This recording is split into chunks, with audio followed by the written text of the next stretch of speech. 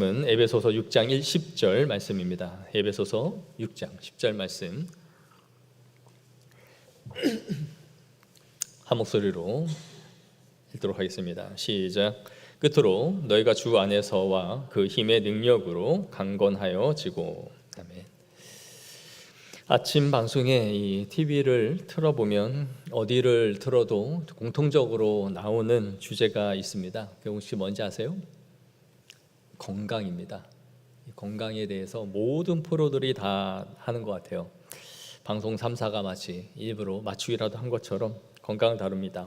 하루는 당뇨, 심근경색, 우울증, 또 갱년기를 극복하는 방법 등등, 때에 만든 운동, 또 식이요법, 이 모든 것이 다 건강에 관련해서 아침마다 나오는 것 같아요.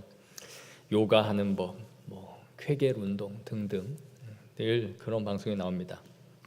그러면 이러한 몸에는 어떤 영양제가 좋은지를 또 열심히 설명해 주죠.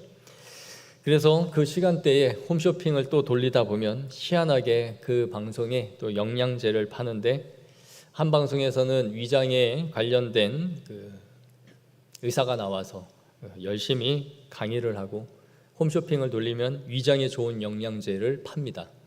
이걸 보면서 어떻게 이렇게 상관관계가 있을까? 서로 방송사끼리 이거를 짜맞춰가지고 정보를 주고받는 게 아닐까. 그래서 사람들이 의사에게 이 좋다 하는 걸 듣고 채널을 돌리다가 이게 좋다고 오늘 들었는데 이걸 오늘 사야 되겠다, 이런 식으로 잘 자기들끼리 뭘 맞추면서 리베이트가 있는 건지는 모르겠지만 그렇게 하는 것 같아요. 그러면서 이게 좀 순수하지 못한 것 같다, 이런 걸 많이 접하니까 사람들이 자연스럽게 이 건강에 대한 관심을 안 가질 수 없죠. 정보는 곧 관심을 끌어들입니다. 그래서 정보에 많은 노출이 된다는 것은 가히 좋은 건 아니에요. 그걸 접하면 접할수록 우리의 관심이 거기에 쏠리게 되기 때문이죠.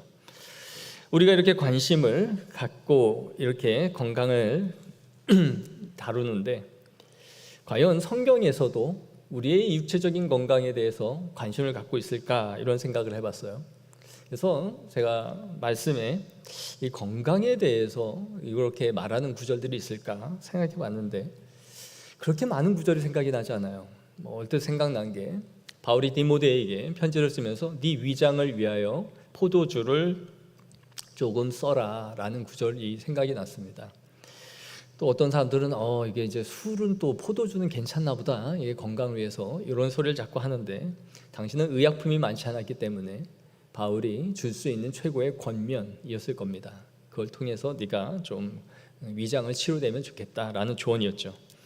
또 찾아서 생각해보니 디모데전서 4장 8절에 육체의 연단은 약간의 유익이 있으나 경건은 범사에 유익하니 라는 구절 정도가 생각이 났어요. 즉 육체의 건강을 말하면서도 영혼의 건강을 우위에 두고 한 말이죠. 이것이 훨씬 더 너에게 이 생애뿐만 아니라 내세에 큰 범사의 유익이 있는 것이다 라는 것으로 훨씬 더 영혼의 건강에 초점을 성경은 맞추고 있다라는 겁니다.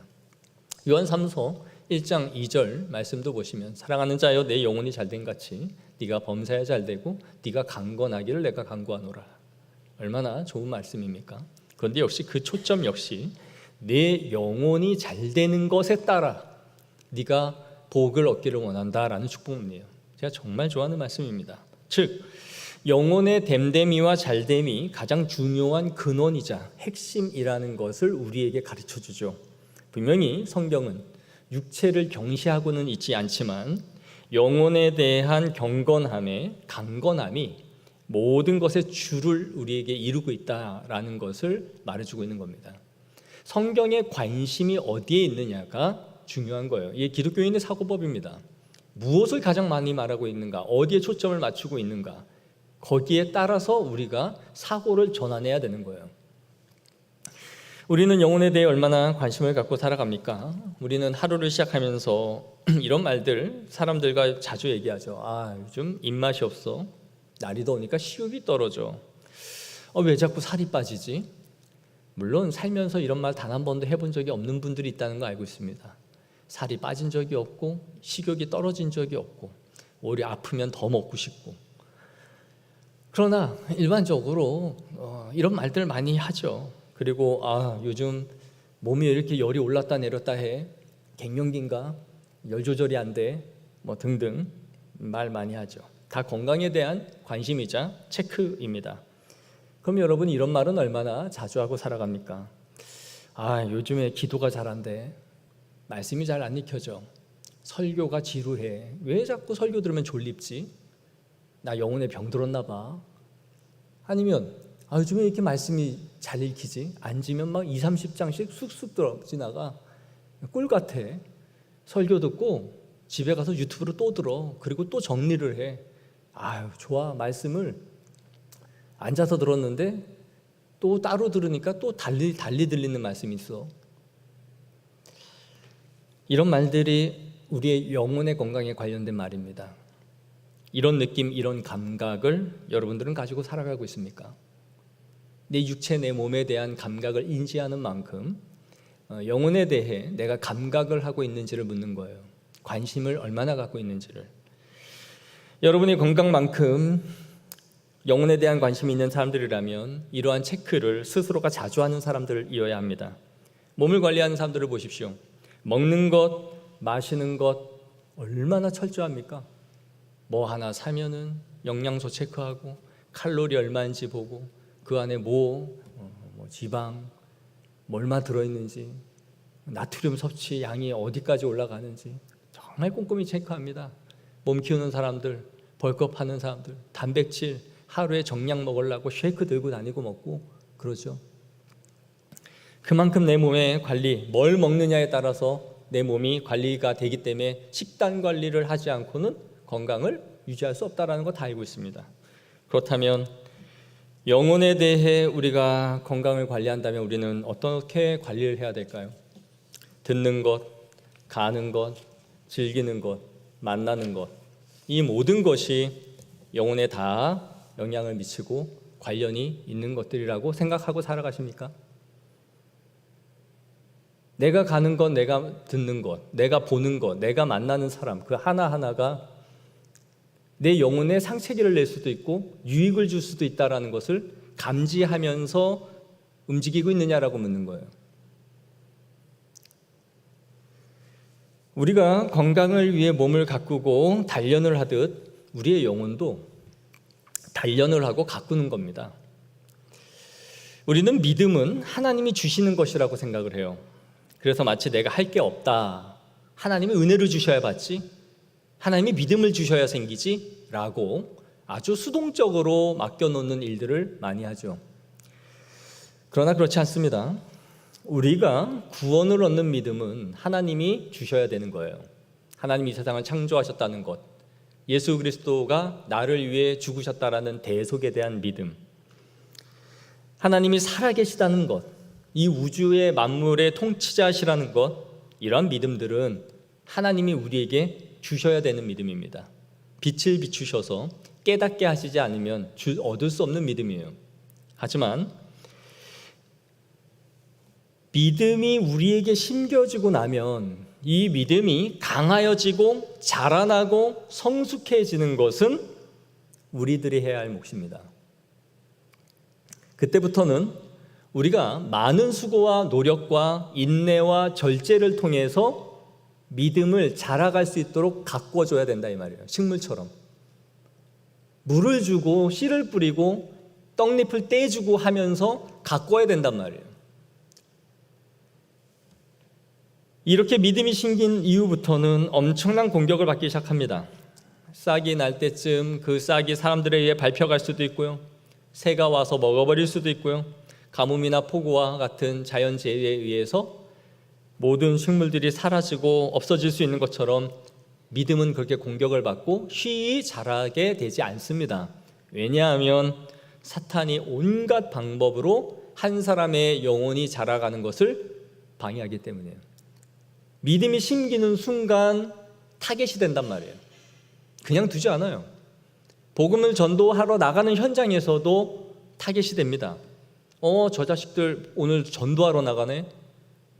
저 사람한테 복음 전하네. 졸졸 따라다닐 거란 말이에요. 그러니까 믿음이 우리에게 역사하는 것을 방해한다라는 거죠. 오늘 본문에 너희가 주 안에서와 그의 힘의 능력으로 강건하여지고 라고 말해요. 주 안에서 그 힘의 능력으로 강건해지라는 겁니다. 그리스도의 능력으로 강건해지라. 우리가 주님의 능력으로 강건해지는 것은 성도로서 매우 기쁜 일입니다. 저는 사역을 하면서 주 안에서 강건한 사람들을 가끔만 보곤 해요. 그들은 에너지가 넘칩니다. 이건 단순히 활동량이 많다는 뜻이 아니에요. 무슨 일을 많이 벌린다는 뜻이 아닙니다. 무엇을 하든 기쁨으로 한다라는 걸 의미해요. 그래서 주변에 있는 사람들과 함께 동역을 하면 그 사람들이 힘을 얻도록 만들어줍니다. 힘을 받으면서 사역을 하게 해주는 사람들이 있어요. 그래서 이런 사람들과 일하면 지치지 않아요. 사역할 맛 난다. 힘들지만 이러한 마음을 주는 사람들이에요. 이 사람들이 기쁨으로 감당하는 사람들이에요. 그럼 그런 사람들과 함께 일을 하면서 보면 이 사람들은 선천적으로 본성의 기질이 밝고 늘상 기쁜 일들이 많은 그런 사람들일까요? 대화를 해보면 그렇지가 않아요. 이 사람들 이야기들을 들으면 사연도 많고 아픔도 많아요. 가정에 그렇게 즐거울 만한 일이 많은 집이 아니에요. 그러나 주 안에서 이 사람이 기쁨을 누리고 있다는 것을 보게 됩니다. 저는 우리가 사역을 하면서 이러한 기쁨을 가지고 하나님을 섬기는 그 기쁨에 들어가기를 원해요. 이렇게 영혼이 강건해지기를 바라는 것입니다. 반면에 사탄은 우울하고 침울한 영입니다. 왜냐하면 어둠의 영이기 때문이죠. 거라사의 귀신 들린 이 사람이 무덤 사이에 홀로 지내는 것처럼 사탄은 우리를 침울하게 만듭니다. 찬양의 기쁨을 가져가고 말씀을 들어도 반응하지 않게 해요. 어떠한 사역과 비전을 들어도 시큰둥합니다. 그게 되겠어? 그러니 무엇을 해도 불만이 가득하게 만들고 함께 하려고 하는 사람들의 길을 다 뽑아내는 사람들이에요. 축축 처지게 만들어서 하고자 하는 사람들도 하지 못하도록 만드는 우울한 영이죠. 어둠의 영이죠. 사탄은 우리가 기뻐 뛰고 즐거워하는 것을 가장 싫어합니다. 하나님의 자녀들이 기쁨으로 무언가를 해나가는 것을 정말 꼴보기 싫어해요. 예수님께서 우리에게 말씀하시죠. 기뻐하고 즐거워하라. 하늘에서 너희의 상이 큼이라. 왜 기뻐하고 왜 즐거워하라고 말합니까? 하늘에 있는 상급을 생각하면서 기뻐하라라는 거예요. 우리의 신앙의 경주를 온전히 완성하기 위해 필요한 것은 바로 주님 안에 있는 이 기쁨입니다. 이 기쁨은 우리의 능력이고 사역의 능력이며 영혼의 유일한 힘이에요. 기쁨이 없이는 그 일을 해낼 수가 없습니다. 그런 말이 있죠. 노력은 재능을 넘어설 수 없고, 노력이 재능을 넘어설 수 있지만 재능이 있으면서 노력하는 사람을 이길 수 없습니다.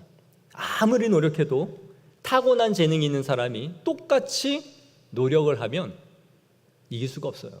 그건 타고난 그의 은사이기 때문이에요. 하지만 그 노력도 그 은사도 기쁘고 즐거워하는 사람을 이길 수는 없습니다. 내가 노력하고 내가 인내하는 그 힘도 기쁨과 즐거움을 가지고 그걸 하는 사람은 이길 수 없어요. 이 사람은 좋아서 하기 때문이에요. 그래서 공부를 좋아서 하는 사람들 있죠. 책 보는 게 재밌다고 하는 이 또라이들이 가끔 있잖아요. 이 사람들이 천재예요. 나는 사람들은 엉덩이로 승부를 보지만 공부하는 게 재밌대 자기는. 그래서 그 벽돌책을 막 쌓아놓고 막 독파해 나가잖아요. 이런 사람들이 천재예요. 그러니까 이길 수 없어요. 우리도 기쁨을 가지고 사역하는 힘을 이겨내지 못해요. 이게 유일한 근원의 힘이기 때문이에요. 그래서 로마서 5장 2절에 하나님의 영광을 바라고 즐거워하느니라. 하나님의 영광을 바라고 즐거워한다. 성도의 기쁨이 어디에서 오는 겁니까? 기도했더니 안 풀리던 문제가 해결되면서 옵니까? 병이 나은 것을 통해서 옵니까? 내 소원이 이루어지는 것을 통해서 옵니까? 물론 여기서 우리는 기쁨을 누릴 수 있습니다. 하지만 그 기쁨이 근원적인 기쁨은 아니에요. 하늘에서 만나와 같이 내리는 기쁨이죠. 하늘에서 쏟아지는 만나를 보면서 기쁨으로 먹습니다. 그러나 하루가 지나면 그 만나는 부패하고 썩어서 담을 수도 없고 다음날 먹을 수도 없는 기쁨이에요. 만나와 같이 하루 만에 사라지는 것들이라는 거예요. 오늘 병이 나았다고 내일 병이 안 걸리겠습니까? 오늘 이 문제가 지나갔다고 또 다른 문제가 안 생기겠느냐는 거예요. 물론 만나와 같이 하나님은 내려주시나 그건 간헐적이고 지나가는 것이다라는 거죠. 그래서 하나님은 만나를 통해 우리에게 뭘 알려주고 싶으셨던 겁니까? 사람이 떡으로만 살 것이 아니요 하나님의 말씀으로 사는 것을 너에게 알게 하려고 영적인 의미를 담아서 내가 그렇게 해줬어 라고 말씀하시는 거죠. 왜냐하면 잎은 마르고 꽃은 시드나 우리 하나님의 말씀은 영원히 서 있기 때문입니다. 영원한 것은 말씀 안에서 강건해지는 것뿐이다 라는 거죠. 그래서 성도는 하나님과 교제할 때 가장 즐겁고, 누군가를 용서할 수 있을 때 즐겁고, 말씀에 입각해서 살아갈 때에 기쁨이 있고, 성도와 아름다운 대화와 교제 가운데 있을 때 기쁘고, 믿음의 친구와 가족들과 함께 기쁨을 누리는 것이에요. 이게 우리의 솔잎이기 때문입니다. 우리가 하늘나라의 송충이기에 이 솔잎을 먹어야 우리가 동력이 생겨요. 이게 기쁨으로 하는 사람들이라는 거예요. 이렇게 우리가 성도로서 계속해서 즐거워하기 위해서는 우리의 마음에 소망이 있어야 됩니다. 소망이 없이는 즐거워할 수가 없어요. 그 소망이 뭡니까? 우리 로마서 8장 24절, 25절 다 같이 한번 읽겠습니다. 시작. 우리가 보이는 소망이 아니니 보이는 것을 누가 바라리요? 만일 우리가 보지 못하는 것을 바라면 참음으로 기다릴지니라. 소망이 있으나 소망이 보이는 것이 아니다. 보지 못하는 것을 소망하고 있다면 참음으로 기다린다. 보지 못하는 세계에서 그걸 바라보는 소망. 자, 로마서 12장 12절에 함께 읽겠습니다. 시작. 소망 중에 즐거워하며 환난 중에 참으며 기도에 항상 힘쓰며. 이 소망 때문에 즐거워하는 사람들이다 라고 말씀하고 있는 거죠. 다시 말해 우리의 소망이 살 빼는 것 아니고, 눈을 좀 살짝 찝어가지고 옆팀 앞팀으로 예뻐지는 것도 아니고, 집을 한 채 사는 것도 아니고, 이 땅에서 무엇을 이루는 데 있는 게 아니다. 이 모든 게 공통점이 뭡니까? 눈에 보이는 거잖아요. 눈에 보이는 세계 안에 있는 간헐적 기쁨, 조각.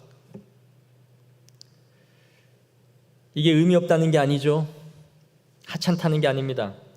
영원하고 근원적인 것은 될 수 없다는 것을 계속해서 말씀해 주는 거죠. 왜 우리가 그리스도인으로서 기쁨을 상실하는지를 보여주고 있는 겁니다. 늘 우리가 일시적이고 영원하지 않은 것에 우리가 초점을 맞추고 있다가 이러한 것이 얻어지지 않거나 상실될 때에 우리가 좌절하고 낭망하는 거죠. 영원하고 보이지 않는 소망은 사라지지 않았는데, 보여지고 얻기를 원하는 것이 깨질 때마다 우리는 이것 때문에 상실을 하죠. 우리의 소망이 어느 쪽에 있는지를 보여주는 겁니다. 이런 게 하나씩 성취되지 않고 있던 것이 빼앗겨질 때에 우울이 오고 공황이 오고 한숨이 찾아옵니다. 이 세상 어디에 우리의 마음을 둘 곳이 있습니까? 그러나 눈을 들어 하늘을 보는 것, 그걸 통해서 우리의 소망을 찾고 확인하는 것이 성도들인 거죠. 요한계시록 21장 4절에 모든 눈물을 그 눈에서 닦아주시니 다시는 사망이 없고 애통하는 것이나 곡하는 것이나 아픈 것이 다시 있지 아니하리니 처음 것들이 다 지나갔음이로라. 사람은 꿈을 먹고 사는 존재입니다. 소망이 있어야 살아갑니다. 이것은 분명한 사실이에요. 빅터 프랭클린이라는 사람이 쓴 유명한 책이 있죠. 죽음의 수용소라는 책입니다. 2차 세계대전 당시 유태인으로서 수용소에 들어가서 죽지 않고 살아나온 사람이었습니다. 정신의학 박사였고 이곳에서 수용소 생활을 하면서 사람들을 관찰하기 시작했습니다. 그래서 수용소에서 살아나온 후에 그곳에서 버티고 살아나는 사람과 그곳에서 죽는 사람이 어떤 차이가 있는지를 정신의학 박사의 눈으로 자신이 관찰한 것을 책으로 써낸 거죠. 그리고 거기에서 자신의 이론을 만들어냈습니다. 그곳에서 있었던 경험 중에 전쟁이 계속해서 진행되면서 연말이 다 되어가는 것이었어요. 12월 달이 됐고 크리스마스가 얼마 남지 않았다는 것을 수용소 사람들이 알고 있었습니다. 그런데 수용소 안에 이상한 소문이 돌았어요. 연합군이 독일을 이길 것이고 이 연말 전에, 크리스마스 전에 전쟁이 종식될 것이다 라는 이야기였습니다. 그러자 많은 사람들이 기대를 했어요. 크리스마스 안에 우리가 수용소에 풀려나 가족들과 함께 식사를 할 수 있을 것이야 라는 소망을 가졌던 거죠. 그런데 그들의 꿈은 산산이 깨지고 말았습니다. 전쟁은 더 오래 지속됐고 해가 바뀌었고 그 해에도 전쟁이 끝나지 않았던 거죠. 그런데 크리스마스가 끝나자 엄청난 일이 벌어졌어요. 수용소에 있었던 수많은 사람들이 급속도로 빠르게 죽어가기 시작했던 거예요. 프랭클린 박사는 그 이유가 무엇일까를 생각하면서 소망이 끊어졌기 때문이라는 걸 알았어요. 인간에게 소망이 끊어지자 면역 체계가 다 무너진 거죠. 크리스마스까지 우리는 잘 이겨낸다면 가족들과 함께 식사를 할 것이다 라는 그들의 기대가 순식간에 무너지면서 그 전까지는 힘들고 굶주림과 고되고 이 추위의 고통에 싸우고 있었던 강력한 저항력, 면역력 체계를 가지고 버텼는데 이 꿈이 무너지자 면역력이 다 무너졌던 거예요. 그러면서 그곳에 있는 사람들이 집단으로 죽어나가기 시작했던 것이죠. 소망이 없는 삶은 없습니다. 누구나 다 소망을 갖고 살아가요. 소망이 있어야 되죠. 믿음, 소망, 사랑 중에 사랑이 제일이라 했으나 소망이 없어서는 안 된다는 얘기죠. 이 세 가지는 항상 있어야 되기 때문입니다. 그러니 소망이 없을 수는 없는 거죠. 소망은 모두에게 있어야 됩니다. 단지 어떤 소망을 갖고 있느냐만 차이가 있는 거예요. 우리의 소망이 무엇입니까? 계시록 21장 24절에 말씀하는 것처럼 만국이 그 빛 가운데로 다니고 땅의 왕들이 자기의 영광을 가지고 그리로 들어가리라. 하나님의 나라 그 왕국의 영광이 펼쳐질 때에 우리가 그 안에 거하게 되리라는 소망입니다. 디모데후서 4장 18절 함께 읽겠습니다. 시작. 주께서 나를 모든 악한 일에서 건져내시고 또 그의 천국에 들어가도록 구원하시리니 그에게 영광이 세세토록 있을지어다. 아멘. 모든 악과 슬픔과 죄를 씻어버리고 그 나라에 영광스럽게 입성하게 될 그 소망을 바라보는 거죠. 소망으로 사는 겁니다. 이 땅에서 주를 위하여 하는 순종과 충성은 우리에게 상으로 보답될 것이라는 것을 기대하십시오. 나 자신을 부인하고 주님의 십자가를 진다라는 것이 100배 이상의 결실로 우리에게 돌아오리라는 것을 생각하고 있습니까? 그 기대를 하지 못한다면 어떻게 이 세상에서 나를 부인하고 삽니까? 못합니다. 하늘의 상급에 대한 기대가 없다면 왜 이러고 삽니까? 왜 돈 안 되는 일에 이러고 있느냐 이거예요.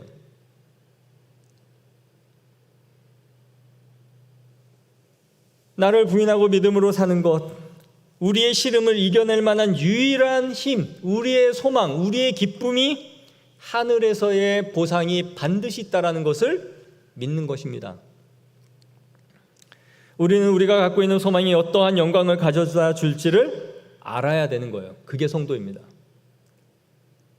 가봐야 알죠. 뭘 줄지 압니까? 개털 모자는 안 쓰면 다행. 이게 아니라 반드시 우리를 영광스럽게 입히고 먹이실 것이다라는 것을 바라보는 거예요. 그것을 위해서 충성 봉사하는 겁니다.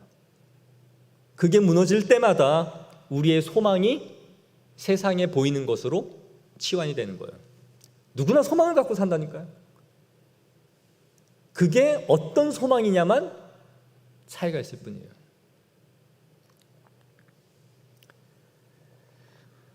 하나님이 우리의 마음에 빛을 비추사 하나님의 영광을 볼 수 있는 눈을 달라고 우리는 그래서 매일 기도를 해야 됩니다. 이러한 기도를 해야 된단 말이에요. 우리의 눈을 밝혀주시고 부르심의 소망이 무엇이며 그 기업의 영광의 풍성함이 무엇인지를 알게 하여 주옵소서라고 구하십시오. 하루를 시작할 때마다 매일같이 이것이 우리의 기도의 제목이 되어야 하는 것입니다. 그럼 어떻게 우리가 강건해질 수 있을까요? 말씀드린 것처럼 첫째, 바울처럼 기도해야 됩니다. 우리의 마음의 눈을 밝히사 그 부르심의 소망이 무엇이며 우리의 기업의 풍성함이 무엇인지를 하나님 알게 하옵소서. 이 하찮고 이 일시적이고 이 지나가는 것들에 우리의 소망을 심지 않도록 그 기업의 영광의 풍성함을 알게 하옵소서. 두 번째는 우리의 장래가 말할 수 없이 위대하고 영광스럽다라는 것을 알게 하여 주옵소서라고 구하는 겁니다. 생각하건대 현재의 고난은 장차 우리에게 나타날 영광과 비교할 수 없도다. 우리에게 위대한 것은 아직 오지 않은 겁니다. 우리에게 약속된 것이 얼마나 위대한 것인지를 볼 수 있어야 됩니다. 마지막 때에 우리의 눈물을 씻기고 면류관을 씌워주시고 영광스러운 자리에 우리가 당당하게 입성하게 될 것이라는 것을 하루에 많이 묵상하고 많이 상상하십시오. 괴롭고 힘든 일을 억지로 하게 될 때마다 이러한 생각으로 마음을 전환시켜야 됩니다. 씻어내야 됩니다. 우리에게 있는 기쁨이 최고의 기쁨임을 알게 하여 달라라는 것을 구해야 되는 겁니다. 세 번째는 이것이 확실하다는 것을 기억하면서 장래의 영광을 바라보고 기뻐해야 됩니다. 이 기쁨이 간헐적이고 스쳐 지나가고 우리에게 이런 기쁨을 모르는 건 아니죠. 우리가 이러한 기쁨을 아니까 섬기는 겁니다. 그런데 빈도가 어떠냐는 거예요. 순간순간 간헐적으로 스쳐 지나가고 대부분은 보여지는 것에 소망을 두고 살다가 조금씩 맛보는 것이 이런 것이 아니라 영원한 이 기쁨이 주를 이루게 만들어야 된다 이겁니다.